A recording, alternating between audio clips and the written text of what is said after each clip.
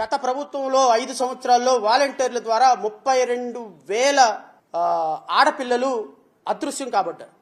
32,000 మంది. ఈ 32,000 మందికి అదృశ్యం అవడానికి కారణం వాలంటీర్లు. ఇది as per honourable deputy chief minister statement. So I'm requesting honourable deputy chief minister Shri Pawan Kalyan గారు, 32,000 మంది ఎవరైతే గత ప్రభుత్వంలో వాలంటీర్ల ద్వారా మాయం కాబట్టారో ఈ 32,000 మందిని తొందరగా వెతికి పట్టుకొని వాళ్ళ కుటుంబాలకు అప్పచెపుతారు అని అయితే నేను భావిస్తున్నా.